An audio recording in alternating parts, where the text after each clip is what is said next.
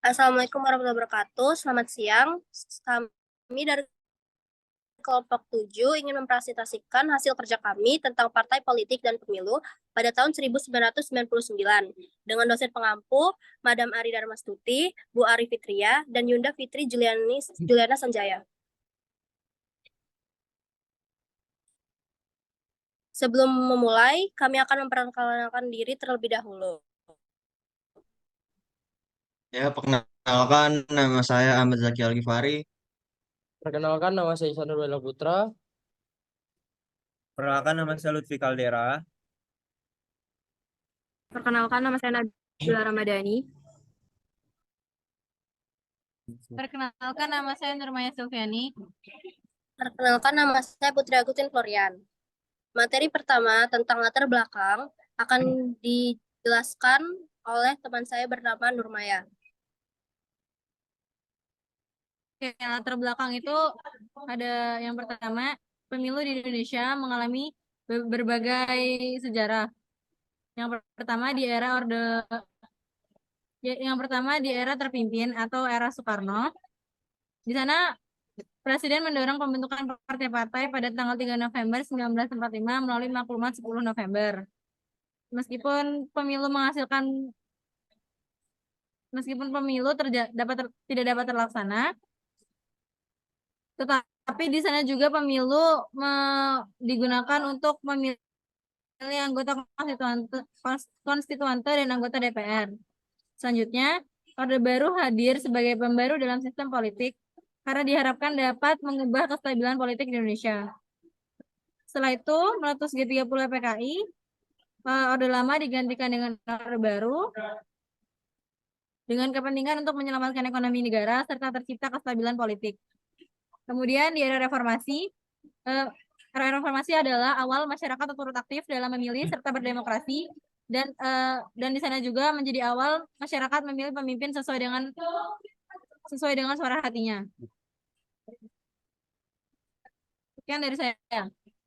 Materi kedua tentang situasi politik pada tahun 1999 akan dibacakan oleh rekan saya yang bernama Ihsan Fadilah.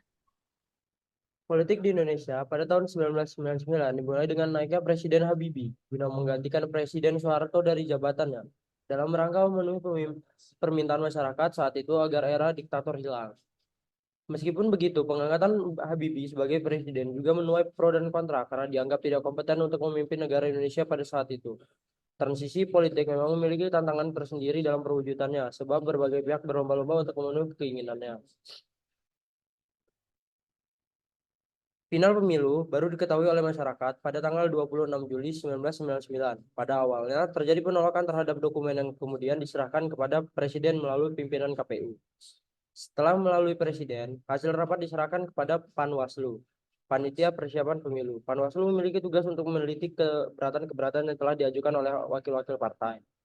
KPU menyelesaikan masalah ini dengan melakukan voting dengan dua pilihan, yaitu pertama dengan memperhatikan suara stembus accord, sedangkan pilihan kedua dilakukan tanpa stembus accord. Hasil menunjukkan terdapat 12 suara untuk pilihan pertama dan 43 suara untuk pilihan kedua. Ini menunjukkan hasil bahwa pembagian kursi akan dilaksanakan tanpa perhitungan stembus accord. Setelah keputusan tersebut dikeluarkan oleh KPU, akhirnya pada tanggal 1 September 1999, PPI dapat melaksanakan pembagian hasil kursi pemilu. Keputusan akhir dari pembagian kursi memperhatikan 5 partai besar, itu meraih 417 kursi. Sekian dari saya. Selanjutnya, materi tentang partai politik pada tahun 1999 akan dijelaskan oleh rekan saya bernama Partai Politik 1999, pasca reformasi sistem demokrasi di Indonesia mulai melangkah ke era baru, terutama dengan terciptanya sistem multipartai pada pemilu di Indonesia. Hal ini terlihat dari hadirnya partai politik pada pemilu pada tahun 1999 yang diikuti sebanyak 48 partai politik. Partai politik dan diantaranya ada Partai Umat Islam, Partai Kristen Nasional, Partai Indonesia Baru, Partai Kebangkitan Muslim Indonesia, dan Partai Amanat Nasional, dan lain sebagainya. Jumlah partai politik peserta pemilu ini berbeda jauh dengan masa Orde Baru yang hanya mengikuti 3 partai.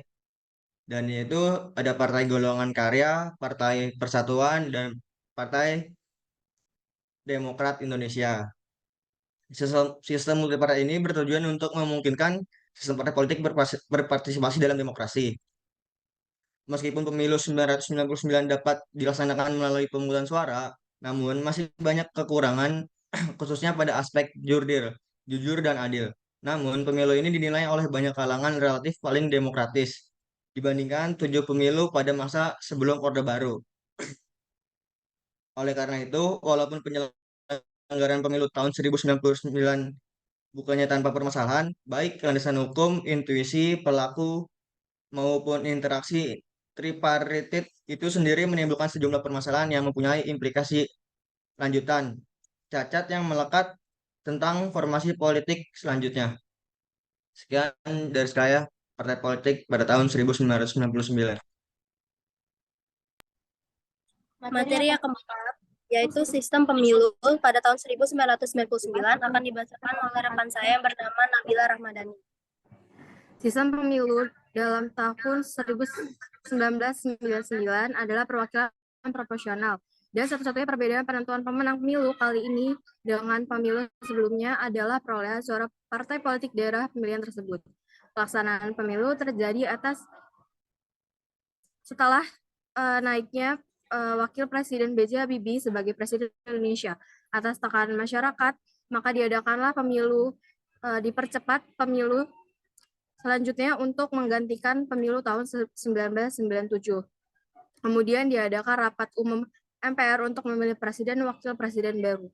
Artinya percepatan pemilu tidak hanya mengakibatkan pergantian anggota DPR dan MPR sebelum masa jabatannya berakhir, tapi juga memperpendek masa jabatan Presiden Habibie sendiri yang seharusnya berlangsung hingga tahun 2003. Meskipun persiapan relatif singkat, pemungutan suara pada pemilihan parlemen tahun 1999 berlangsung sesuai jadwal, yaitu pada tanggal 7 Juni 1999. Bertentangan dengan perkiraan dan ketakutan banyak orang sebelumnya, pemilu 1999 ternyata berlangsung damai tanpa gangguan besar. Sekian dari saya. Materi yang terakhir, yaitu kesimpulan, akan dibacakan oleh rekan saya, Lutfi Kaldera.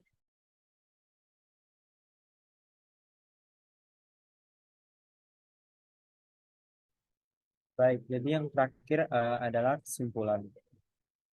Pemilihan umum 1999 merupakan momen penting dalam sejarah politik Indonesia karena merupakan pemilu pertama setelah jatuhnya rezim Orde Baru.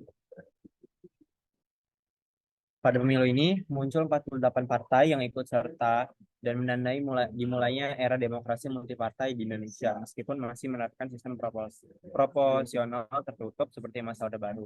Pemilu ini menandai langkah awal menuju demokrasi yang lebih inklusif dan transparan.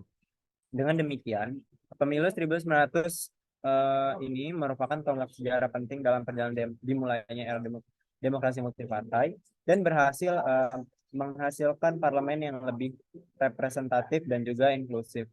Meskipun masih diwarnai oleh aksi kerusuhan, pemilu ini dianggap sebagai pesta demokrasi yang sukses dan menjadi landasan bagi kemajuan demokrasi di Indonesia. Sekian dari saya.